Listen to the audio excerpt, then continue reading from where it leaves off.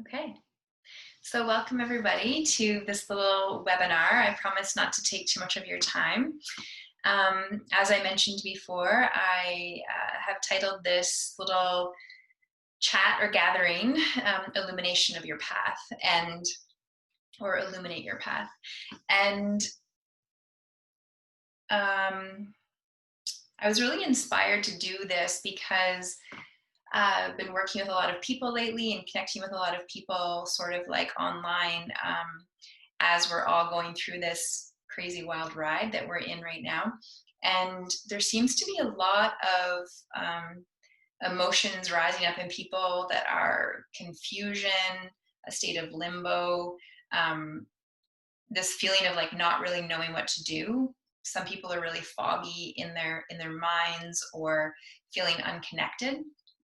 And I just wanted to take that time and opportunity just to share with you all, I guess, some of the things that are happening and why you might be feeling some of these things if you are, and talk about sort of like the way that we can move forward and illuminate our path and navigate the times, maybe with a little bit more ease and grace. Change is always messy. So, I mean, anytime we go through any sort of transition, there's always a little bit of murky water during the transition point. So, but hopefully what I share with you tonight will help a little bit and bring some clarity. So right now, what I feel like is we are at an absolute zero point or a reset point.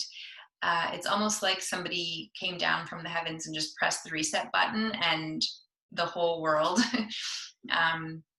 is really on its knees right now. And I mean, we see a bit of improvement, but at the same time that there's a little bit of improvement, it feels like there's also 10 steps back with other social injustice and things that are coming up. And what happens when we're at a zero point is that we are literally kind of straddling what was the old world or the old ways, and then straddling into what is here for us now. And I can tell you for sure that there is absolutely a new earth that already exists right now. And what's happening is that we all have the chance to connect with that and create the world that we want to live in, the world that we want to see, the world that we believe in, the world, like, you know, our best case scenario. We all have the chance right now to really connect to that and anchor that into our lives. What we're seeing right now all around us is this crumbling of all these old systems.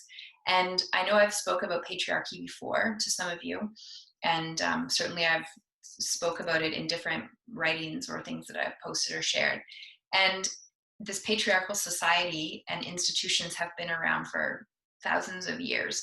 And the patriarchy is really based on fear and duality, scarcity, competition, judgment. It's this frequency or this state of mind that there's never enough, and that I have to be against you or you have to be against me. Patriarchy comes from the wounded element within us, and we all have it. We've kind of been raised in it, steeped in it throughout our families, our education, our religion. It's just sort of what we've known. And up until quite recently, it looked like that was all we were ever going to know. And then all of a sudden, a few years ago, there was a lot of talk about this divine feminine that was coming online. And I know I've also spoke about that. And this divine feminine has come in with more of a nurturing aspect and element. And when I say come online, I mean that it's available to us now. We are seeing a rise with the divine feminine. We're seeing this beautiful nurturing essence come in and sort of heal these wounded aspects within us. So that's what is really happening right now. And I've seen it this time being coined the Great Awakening or Ascension. And I just wanted to kind of break down what those words mean. We've all heard of, being spiritually awoken. which means that we sort of like literally wake up from a life we've been living and see things in a whole completely new way. And so this great awakening is really happening on an absolute collective level. Everybody right now is starting to see things that they maybe didn't see before. They're waking up to the truth that patriarchy doesn't serve us, that this dualistic model isn't healthy. It doesn't sustain us. It doesn't nurture us. It certainly doesn't protect our planet, or any of the humans that live and other beings that live on this planet. So that's sort of the awakening process. You might have also heard ascension. And if you think of ascension, you're thinking of ascend. And as we ascend, we go up.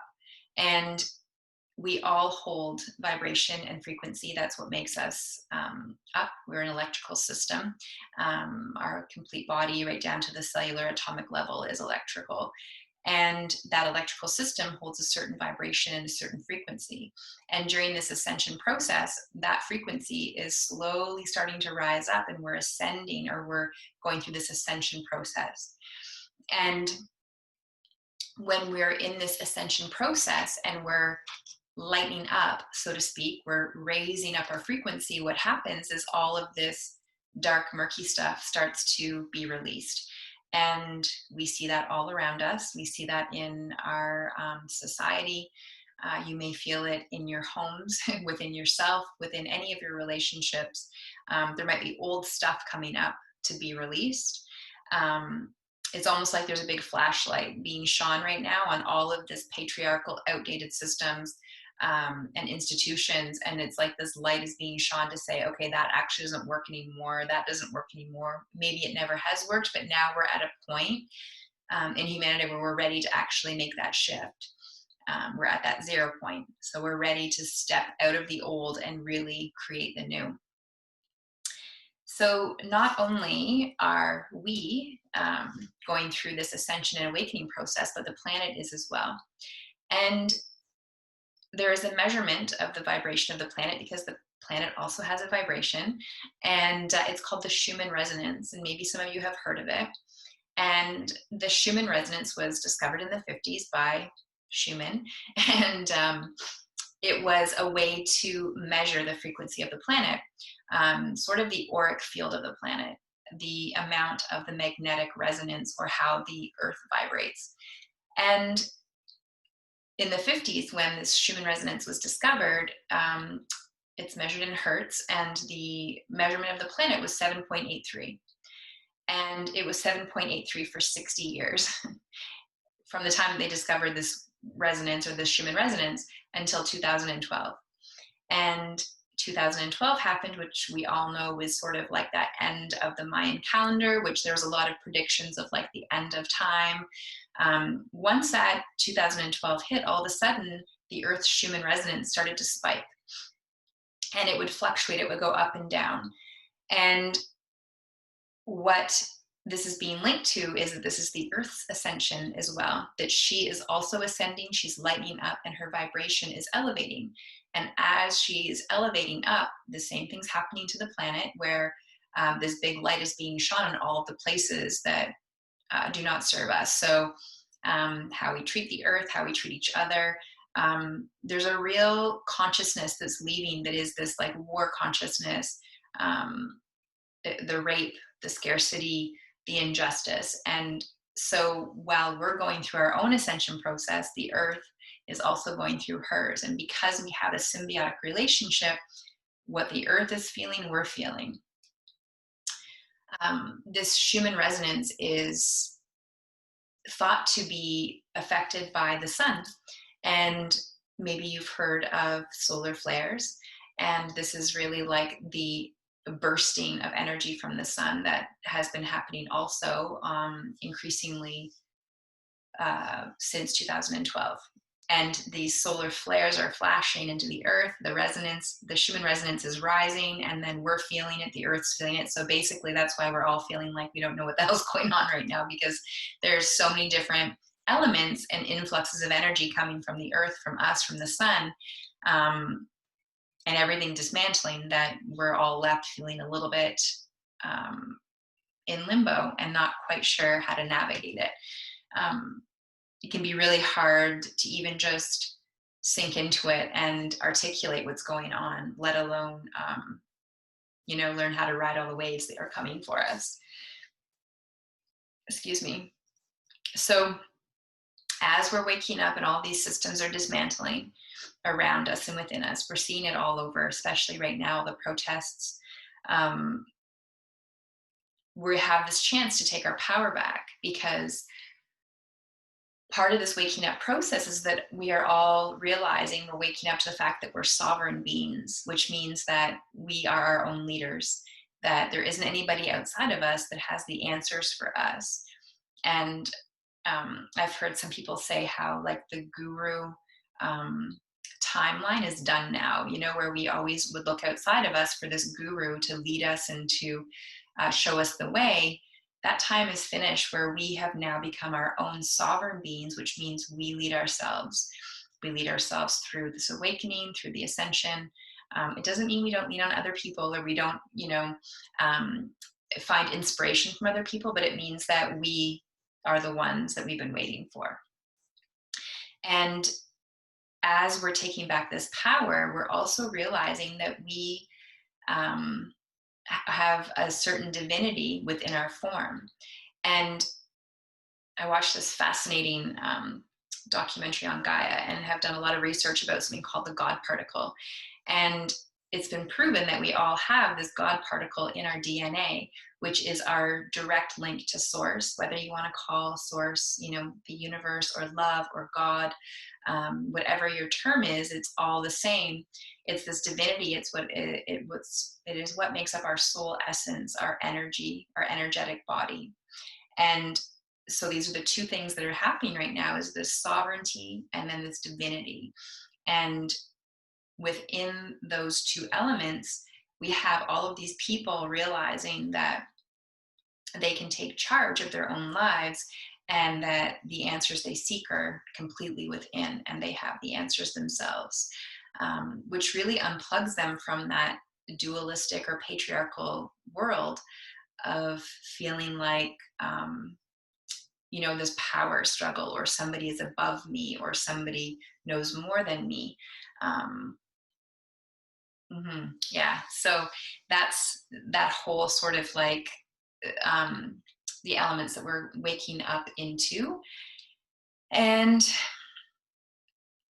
because there are so many people going through this right now, what we're also seeing on the planet is a lot of anger rising, a lot of uncertainty, a lot of fighting.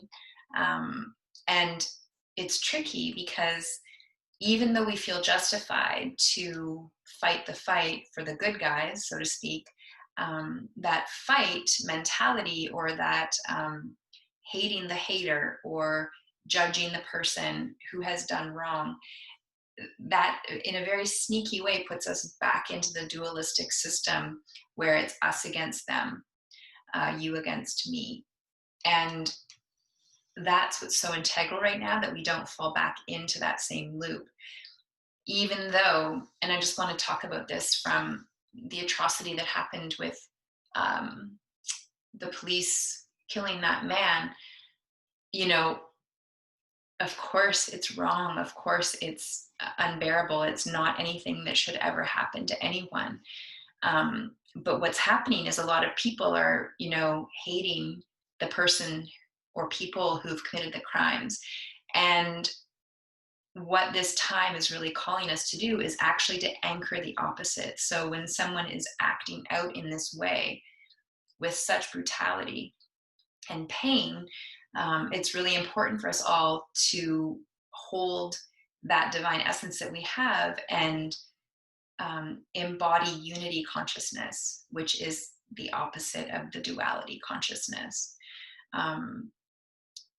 Yeah, and I know that can be a really hard thing to reconcile and to swallow and to embody.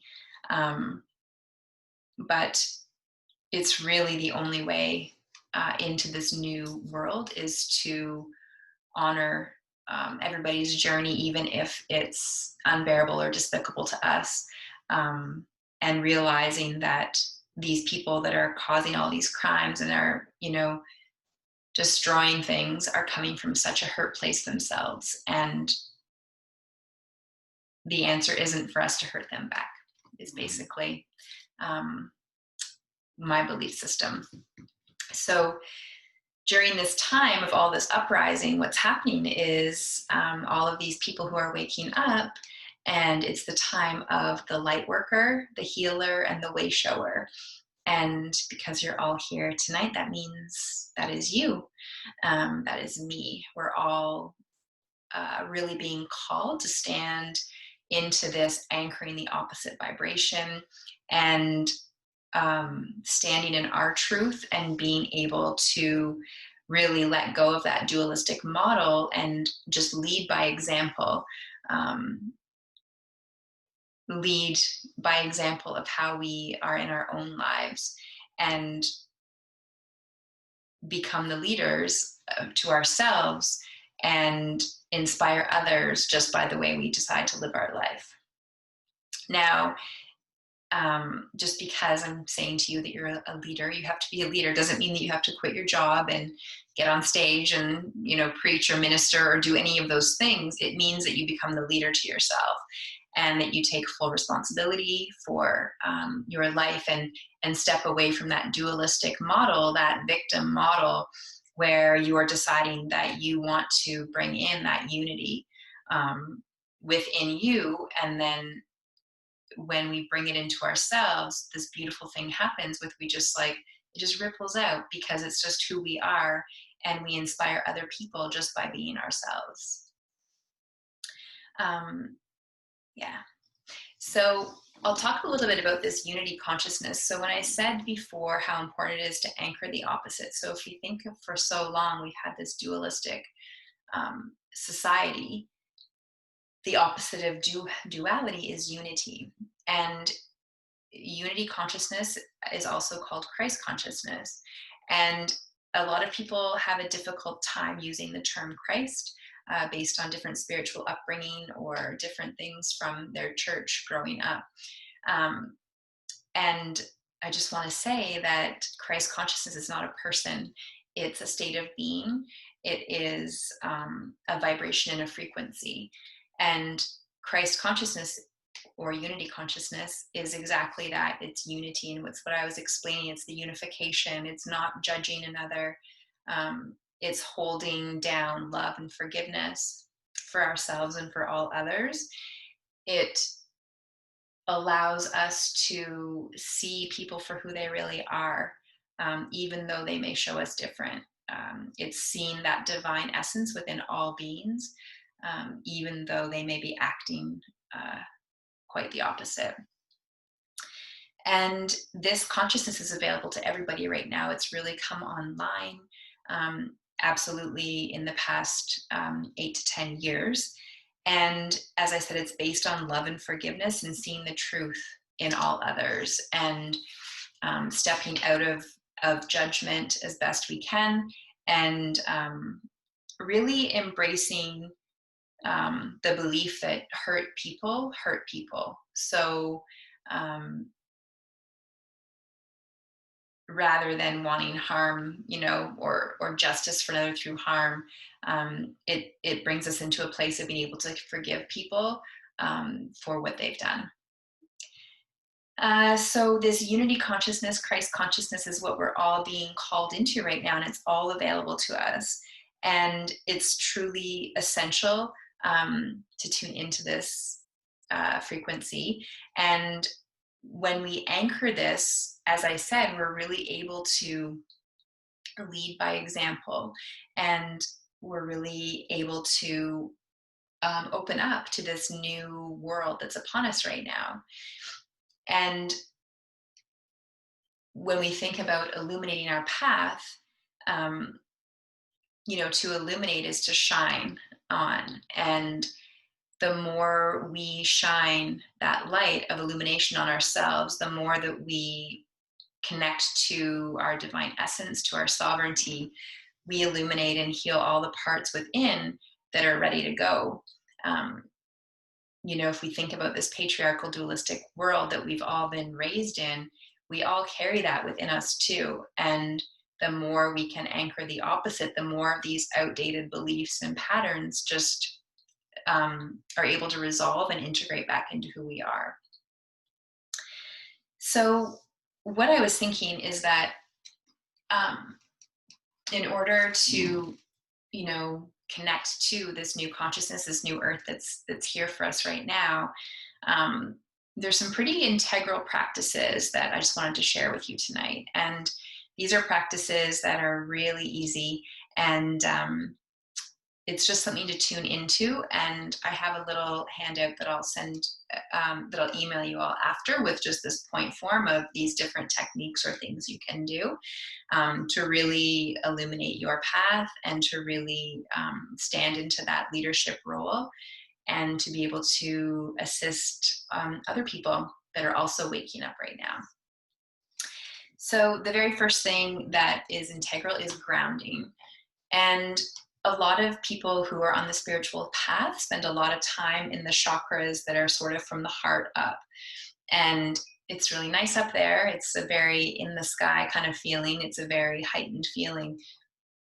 Excuse me, but it's really important for us to anchor all of this energy that we have available to us at this time. And a lot of times we can get feeling really wrapped up in anxiety and a real anxious feeling or uncertain feeling. And grounding is one of the best ways that you can really reconnect to yourself. And so, the easiest way to ground is literally take off your shoes and your socks and put your feet on the earth. And I always visualize myself breathing in from the earth. So I feel like I picture that my feet are actually breathing for me, and they're pulling that up into the rest of my body.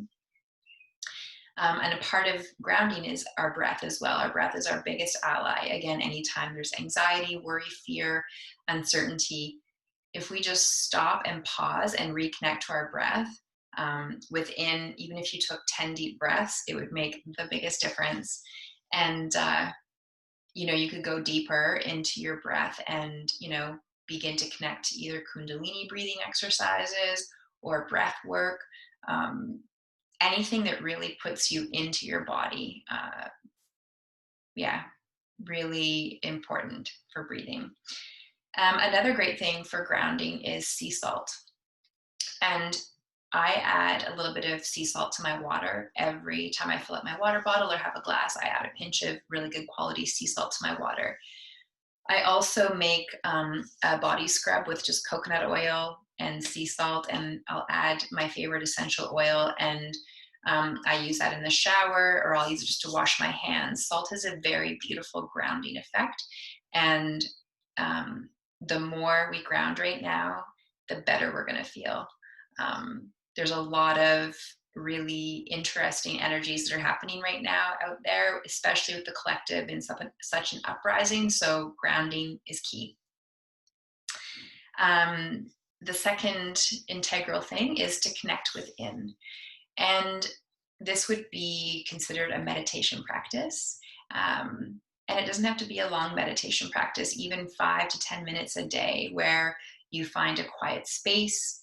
Maybe you light a candle, some incense, and just take some time and kind of like we did at the beginning, just connecting to your heart, visualizing a beautiful golden light, connecting to the earth, breathing. There are a lot of guided meditations available on YouTube as well. And I have 3 or 4 meditations on my YouTube channel that I'm going to also email all of you after this. So that might help for you to connect within as well, and just really sink into that beautiful meditative practice. When we do that, when we take that time to connect within, it's a way of us really aligning our own energy. It can be really hard with all of this that's happening right now. I mean, it's hard at the best of times, but right now it's hard we're all sensitive beings to not be inundated by other people's emotions, fears, thoughts, beliefs. And so the more we can connect within, and connect to our own heart and our own truth, the better we'll feel.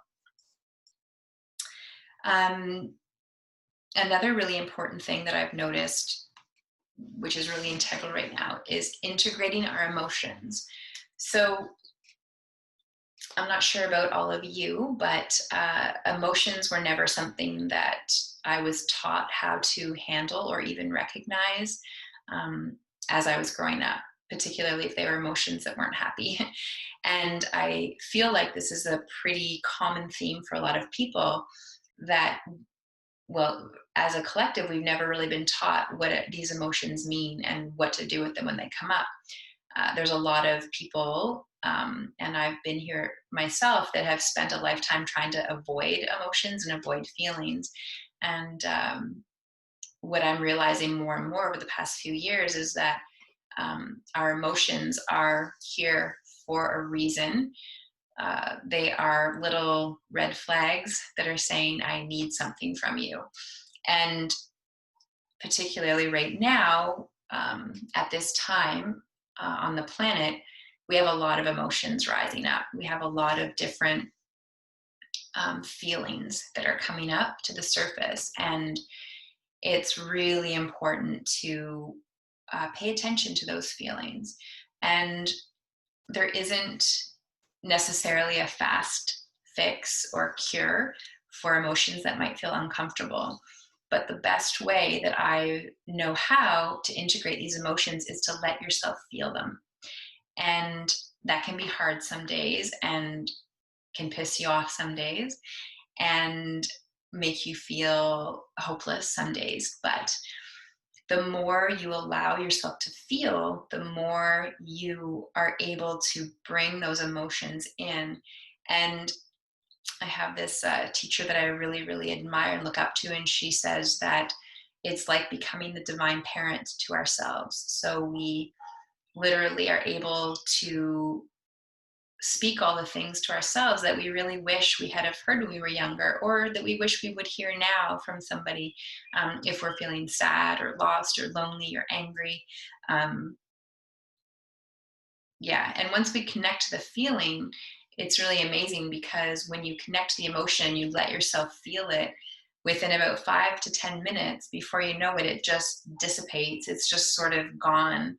And I really like to think of emotions like a kid that's having a temper tantrum, and they're going to get louder and louder and louder until you just stop and pay attention. And once you do, and give that little child who's having a fit a hug, everything starts to dissolve. So integrating emotions. Number 3 is sunshine. Now, I mentioned before that these solar flares that are happening right now, that are coming onto the earth and causing that Schumann resonance to rise. And we've all been taught to fear the sun, particularly in the past 20 years. And I mean, I have my own theories about that, but the truth is that we're basically like plants, except for we're humans, which means we need the sun. We need the frequency of the sun. We need those rays, and they'll really help us at this time connect to ourselves and connect to this awakening. And if you're really afraid of the sun being harmful to you or hurting you in any way, you don't need to stay out very long. 10 minutes a day, exposing as much skin as possible without sunscreen is so essential for you right now. And think of the photosynthesis that happens in plants when they're in sunshine. We have our own little system that's very similar to that within the human body. And connecting to the sun right now is a very good thing. The next element to this, illuminating your path, is connecting to that unity consciousness, that Christ consciousness. And what I like to do, because I get caught up in this quite a bit, and see a lot of old patterns and old beliefs come up, but what I try to do sometimes is pretend that I'm source or that I'm God, and I'm looking down, and if something comes up that I would necessarily judge or think was wrong, then I remember, or I tune into what source would do. And that would definitely not be a judgment. That would be a unity, and that would be love, and it would be forgiveness. And it is hard, especially if you've been hurt or if you see other people hurt other people. There's a really great system of meditations called the metta meditation, and it's a loving kindness meditation. So really it's all about practicing loving kindness. Will really connect you to that unity consciousness, Christ consciousness. I'm also going to offer you a link to a metta meditation as well in the little resource package I'll send out after. Next up is move your body. So ascension and awakening happens in the body. As I said, a lot of times when we get on the spiritual path, we spend a lot of times in the upper chakras. When we're in our body, when we're moving our body, it helps us ground, which is really integral.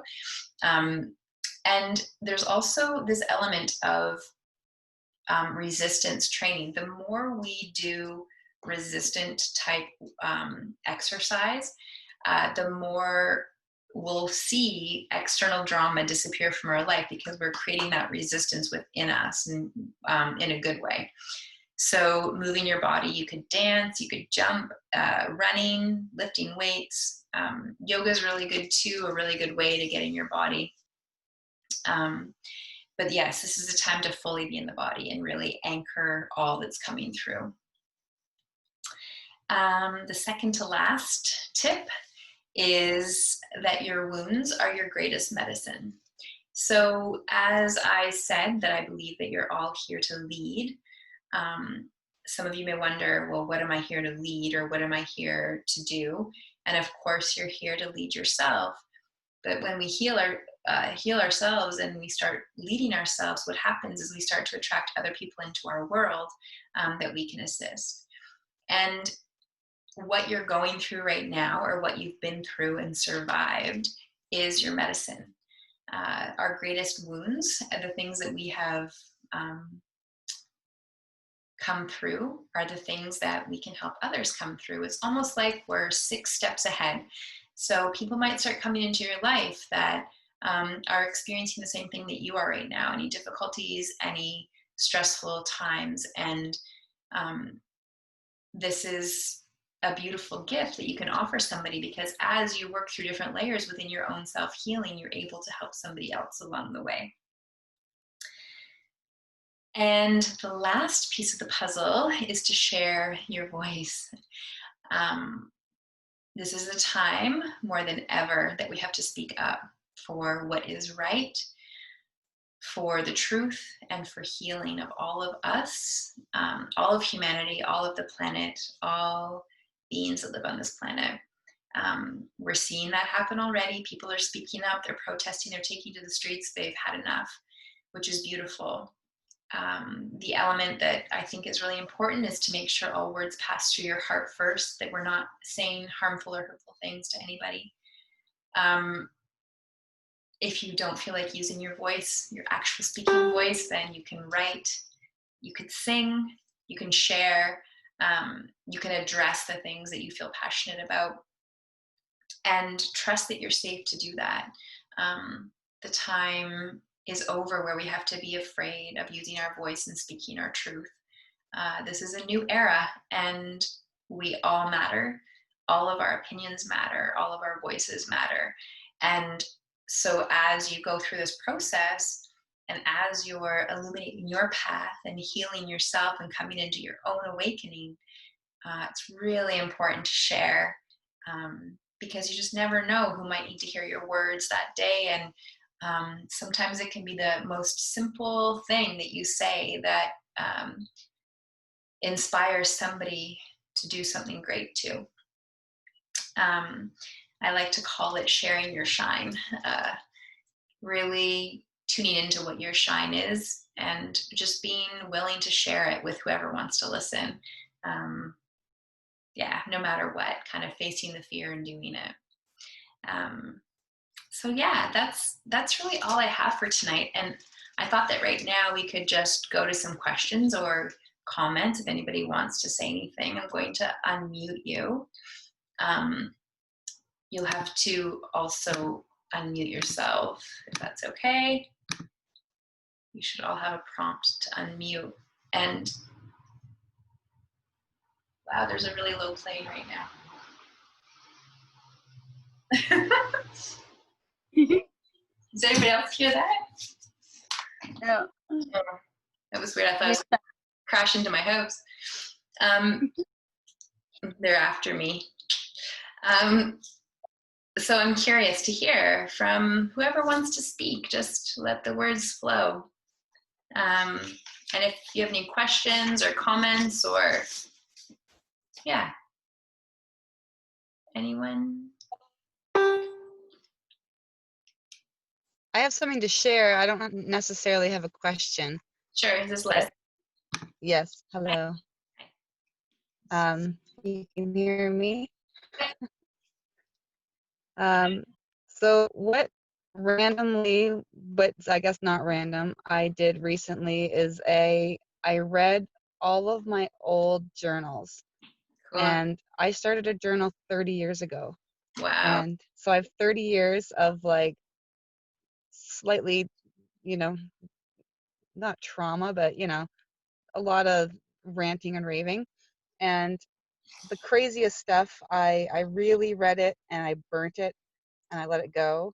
Nice. And what you were saying about, you know, sharing your voice, it's like, yes, like my pain and my trials and everything I've been through is exactly the thing I need to learn from and share. And having a daughter, it's really spurred me on to think about, you know, how can I help her not, you know, take so long to learn the lessons of, you know, listen to your heart, do what's right for you, and yeah, let go of the idea that you need to have a man or impress a man to be complete.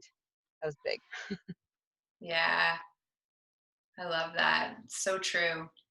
It's amazing when we find those like journals and things. I found some of mine before, and some of the passages are almost like I was writing a letter to my future self. Some of it was so relevant today, which I would have never thought would have been all those years ago. And I think it's beautiful to connect with that. And then I also think it's beautiful that you released it too. That's probably felt really good. I had two bonfires. It felt really good. I bet. Yeah, that's awesome. Anyone else have anything they'd like to share or add? Kristen, anything? No. Josie? No, actually, I'm just taking it all in, and thank you. Kipper? Oh, just thank you, Kara. I love the way, you know, all the different ideas, and, you know, I've heard tidbits of, like, you know, this resonates with me and that resonates with me, but to hear it all together for that purpose, and, you know, with the awakening and the connecting to the divine and sort of the steps to actually try to put into your day, it's really nice to think of it all like that together. Nice. Thank you. Oh, my pleasure. It's a wild ride right now, that's for sure. Amanda, do you have anything that you'd like to add? Any words of wisdom? No, I just really liked it, the way you broke it all down. And the question that's popping up, I guess, because I've been working on a lot of this right now anyways, is just how do I pause enough to make sure it's all coming through heart center when I'm talking with stuff. And obviously after the fact, you know, and you feel it, but I guess, yeah, I'm just working on like slowing that down so that it gets reframed before it comes out in a little nicer heart-centered context. So any tips would be helpful, but if not, I'm just slowing down and learning it. That's okay too. So yeah, there's have you heard of Matt Kahn before? Do you know Matt Kahn? He's a spiritual teacher. He talks about the ego versus the heart, right? So the ego would be what would inspire you to speak that might not be heartfelt. It would be more like a reaction or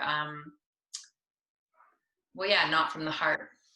And what he says is that, like, okay, so if you were sitting here right now talking to me, we were having a conversation, and if you just kept thinking about what you were going to say next, or if you were interrupting me or wanted to cut me off, then that's the sign that it's not from the heart. When you're in the heart, you're being receptive, like you're really taking the time to be receptive before you respond. And I think it just takes practice, because I think we've all done it. We all interrupt. We all want to be heard. We want to be right. And I think that if we feel like we have to defend ourselves, or if we feel like, yeah, I think that that's the sign of being an ego. Like if we need to be right, if it's like a competition, like, no, hear me, I think that's the sign that you might not be heart-centered. So I think like a good way to do that would just be to really like give yourself a few breaths before you respond, or like, Yeah. or say what it is you want to say. Yeah, it's hard because sometimes things come up where you're just like, it happens so fast and you can be so reactionary without even realizing it until after, and then you're like, oh yeah, okay. That's it. And I think that when that does happen, the key is to not be hard on yourself, just to like go, okay, well, next time. Because we're all here right now to learn. Nobody has it figured out. We're here to, expand and grow and awaken and all of the things. And as like, while we do that, that means that we've got to uncover some of the not so nice bits about ourselves too, So yeah. One thing Yeah, that reaction. Yeah. Sorry, go ahead. No, you go. It's okay. Go ahead. I was gonna say that reaction, that ego reaction, I really noticed when, it's usually going to be the teenagers that bring that out in me, because you're getting rewounded. They're doing and saying things that are hurting you all over again, these childhood wounds that haven't been healed properly. And it's so much work to heal those. Every time you think you've got them, paid attention to and nurtured and okay, and then boom, oh, they're there again, they're there still, and it's just exhausting trying to make that little child like calm down. That's so true. Mhm. I think that everything's so multi-layered, like our wounds or our traumas are multi-layered. So I like to think of it like, if something else is coming up, that just means that it's ready to be healed. There's more elements, and I feel like healing's such a spiral, right? So it's like, you're going to keep coming around the same thing until maybe you get the lesson. Yeah. And I think likewise too, when we put our truth out or what we're working through, we can't own someone else's response to it. Like you said, like even when we're learning, we come through the same thing many times. Now, we maybe weren't accepting of it the first few times. So just to know that too, like it's not all sunshine and light work. It is like sometimes, no matter how from the heart you speak, people will just be triggered. They'll be thinking like that ego, just like, I'm interrupting. I saw this one word and it makes me freak. So yeah, just to know that like we own our own work, our own truth, not anyone's response. Yeah. Because that's suffocating. Right. And not owning somebody else's is freedom to me. Like that just feels like, oh, I don't have to be responsible for how you react, how you don't react, It's like, I think that's really beautiful. And that's the thing. We all have our own filters that we see things through. And those filters are based on, a lot of our own trauma or, negative beliefs or things that we've sort of had instilled in us. So it's like, yeah. So if everybody else is working on the same thing, we don't know what they're working on or what they're working through. So, and I think that's really like that sovereignty and taking responsibility just for yourself, right? Like just staying in your own lane. Mhm. I like it. Thanks, everyone. I appreciate you taking the time. Oh, thank you. It was refreshing. Thank you. You're welcome. And I'm going to put all of your email. I have a little resource list that I'm going to send you with some links of different things that I talked about, and I want to send you the meditations that I have recorded so that you have those in case you want them. And then reach out if you want to chat or anything like that. I'm just hanging around. Thank you so much, Kara. Yeah, thank you. Thank you so much. Bye. Good night.